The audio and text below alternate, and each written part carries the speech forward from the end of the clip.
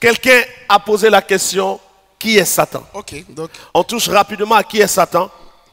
Et ça va choquer quelqu'un, mais il faut que la vérité paraisse. Nous allons prendre Ézéchiel chapitre 28 et Ésaïe chapitre 14. Ézéchiel 28, à partir du verset 13. Vas-y. Tu étais en Éden, le jardin de Dieu. Tu étais couvert de toute espèce de pierres précieuses, de sardoine, de topaz, de diamant, de chrysolite, d'onyx, de jaspe, de saphir, d'escarboucle, d'émeraude et d'or. Oui. Tes tambourins et tes flûtes étaient à ton service, préparés pour le jour où tu fus créé. Tu étais un chérubin protecteur aux ailes déployées. Je t'avais placé et tu étais sur la sainte montagne de Dieu. Tu marchais au milieu des pierres étincelantes.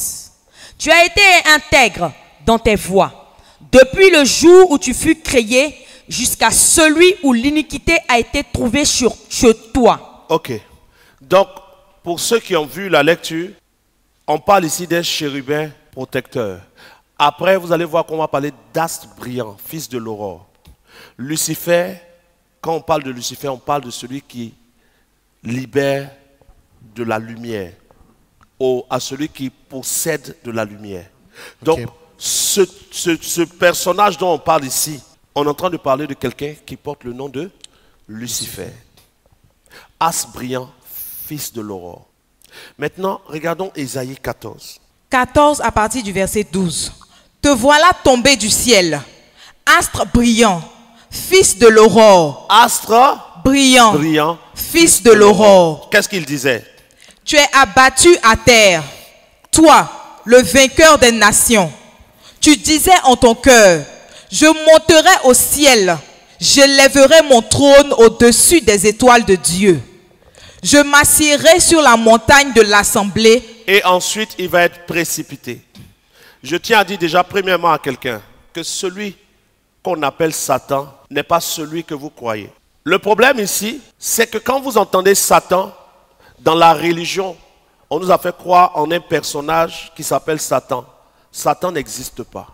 Le diable n'existe pas. Satan et diable parlent d'un état qui peut être manifesté par n'importe qui. Celui dont Ézéchiel 28 parle et Ésaïe 14, c'est Lucifer, qui va porter un nom plus tard, mais pas Satan. Le diable n'existe pas. Satan et diable sont deux concepts ou deux attitudes que n'importe qui peut manifester. Même l'enfant de Dieu peut être un diable et un Satan. Diable veut dire celui qui calomnie, celui qui dénigre, celui qui mélange, qui trouble, qui rabaisse. Je vous lis la définition mot pour mot.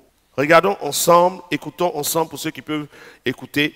Le diable en latin diabolus ou diabolos signifie celui qui divise, qui détruit, qui désunit, qui sépare, qui trompe, qui calomnie. Et quand on dit celui qui divise, qui sépare, qui trompe, qui calomnie, qui désunit, ça donne diable. Ou diabolos qui va devenir diable. Quand on prend Satan, Satan signifie ceci. Celui qui accuse. Celui qui est l'adversaire, celui qui s'oppose.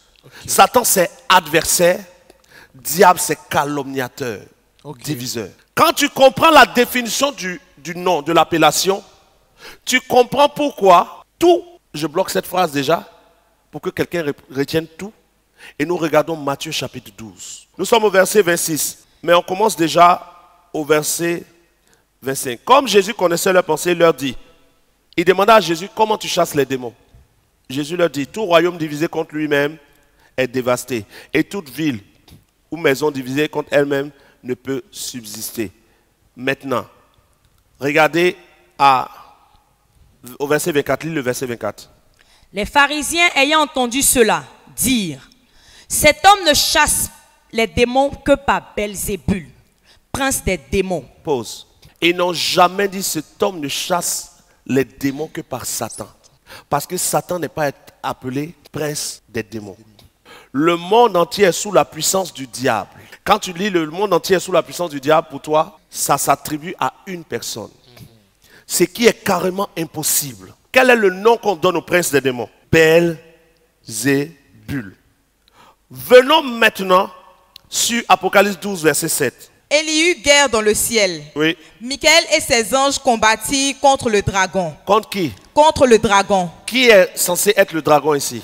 Satan. Celui qu'on appelle Satan. Allons-y. Et le dragon et ses anges combattirent.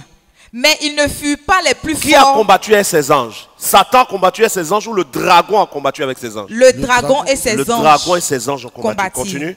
Mais ils ne furent pas les plus forts et leur place ne fut plus trouvée dans le ciel. Oui. Et il fut précipité, le grand dragon, le serpent ancien, Appelé le diable et Satan. C'est une appellation, ce n'est pas son nom. C'est comme quand on dit quelqu'un voleur, c'est pas son nom. Voleur, ce n'est pas son nom. Ok. Tricheur n'est pas ton nom. Mais parce que tu as posé un acte Ok. qui signifie tricher, on t'appelle tricheur. Ok. Parce qu'il s'est opposé à Michael et à ses anges, on l'a appelé Satan.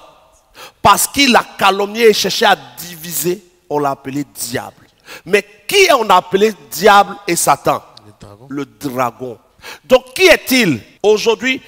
Comment est-ce que Lucifer est devenu? Il est aujourd'hui devenu un dragon. Mais quel est le nom du dragon? Belzébul. Donc le nom du dragon, ce n'est pas Satan. Le nom du dragon, c'est Belzébul. Maintenant, Belzébul, dans ses actes, manifeste Satan et diable. Donc quand Jésus dit, le monde entier est sous la puissance du malin, il parle bien du caractère de Belzébul, qui est le dragon et qui porte les attributs de diable et Satan à cause de ses œuvres. Comment est-ce que le monde peut être sous la puissance de Satan quand nous savons que Satan n'est pas omniprésent? Quel est le seul être qui est partout en même temps? Dieu. Donc Belzébul n'est pas Dieu. Et du moment où Belzébul n'est pas Dieu, Belzébul ne peut pas être partout pour dire que le monde est sous sa puissance. Satan est un réseau. Satan Est un réseau. est un réseau. Wow. Dans son Diable fonctionnement. est un réseau. Ok. Voilà pourquoi dans plusieurs pays, des gens sont en train de faire une délivrance. Un esprit ici dit je suis Satan. Ailleurs, tu attends, je suis diable. Pourquoi des démons se font appeler Satan et diable? Parce qu'ils reconnaissent qu'ils s'opposent. Ils calomnient, ils divisent. Ils sont les adversaires contre le règne de Dieu. Toute personne donc qui est un adversaire contre le règne de Dieu est un Satan. Toute personne qui calomnie et qui cherche à séparer ce que Dieu est en train de faire est un diable. Regardons maintenant.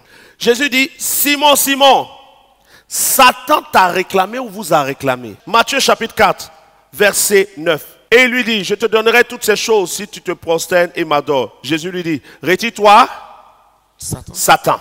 Car il est écrit, tu adoreras le Seigneur ton Dieu et tu le serviras lui seul. Alors le diable le laissa. Retire-toi, Satan, le diable le laissa. Pourquoi retire-toi, Satan? Parce que l'esprit qui a attaqué Jésus dans le désert s'est opposé à lui. Il est devenu un adversaire, donc il est devenu Satan.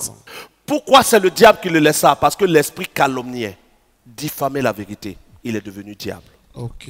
Donc quand on parle de diable, quand on parle de Satan, on parle de quiconque dans le spirituel s'associe pour combattre contre le règne de Dieu. Quiconque s'associe pour diffamer la vérité de Dieu est un diable. Parce qu'en déformant la vérité, on va chercher à séparer des gens de Dieu. Or, diable, il sépare. Le diable désunit, il divise. Ouais. Quiconque s'oppose à la volonté de Dieu dans ta vie est un Satan. Voici pourquoi, quand Simon-Pierre, dans Matthieu chapitre 16, dit à Jésus, Seigneur, il ne faut pas que tu meures. Jésus lui dit, arrière de moi. Satan. À qui Jésus dit cela? À Pierre. À Pierre lui-même, pas à un esprit sur Pierre. Ok. Parce que s'il y avait un esprit sur Pierre appelé Satan, Jésus aurait chassé l'esprit sans parler à Pierre. Expliquez-nous cette partie de Dieu. Prenons le cas. Jésus arrive dans le territoire des Génésariens, ou j'ai oublié un peu. Génézareth, je crois. Non, pour le fou de Gadara. Et quand il arrive dans ce territoire, il croise quelqu'un qui est lié dans les chaînes, c'est un fou. Et quand il s'approche, la personne est agitée. Il dit, combien, qui es-tu? Il dit, Légion est mon nom. Ouais. Car Jésus leur ordonnait de sortir. Jésus a-t-il été une fois en face d'un démon et il ne l'a pas chassé? Non. Donc quand Jésus dit à Pierre, arrière de moi Satan, il n'est pas en train de chasser un esprit. Parce que la suite de sa phrase, il dit, car tes pensées ne sont pas les pensées de Dieu, mais celles des hommes. Si la pensée d'un homme s'oppose à la volonté de Dieu, est un Satan.